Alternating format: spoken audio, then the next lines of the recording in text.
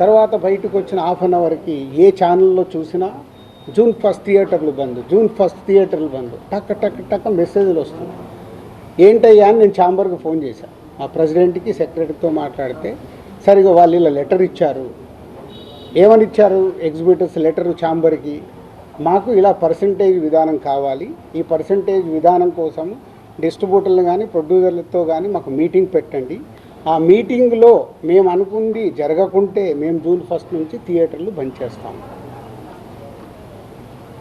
ఇది అక్కడ సారాంశం. కానీ బయటికి ఎలా వచ్చింది? జూన్ 1 నుంచి థియేటర్లు బంద్. వాళ్ళందరికీ మీటింగ్ జరగాలి కదా. ఇప్పుడు ప్రభుత్వంలో మనం ఎన్నో చూస్తాం, స్ట్రైక్లు అంటారు.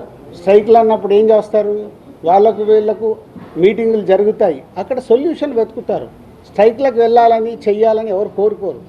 ఇది కూడా అలాంటిదే. కానీ అలా బేస్ లేకుండా జూన్ 1 థియేటర్లు బంద్ అనేది బయటికి స్ప్రెడ్ చేశారు. అక్కడ ఎగ్జిబిటర్స్ కానీ ఛాంబర్ కానీ ముందుకొచ్చి ఖండించకపోవడం తప్పు.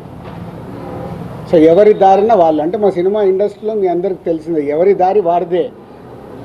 మన అరవింద్ గారు ప్రెస్ మీట్ చేశాడు, ఈరోజు నేను చేశాను. మేమందరం కూర్చొని కదా ప్రెస్ మీట్ చేయాలి.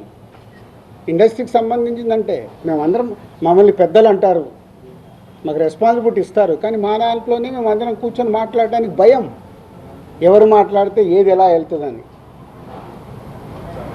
సో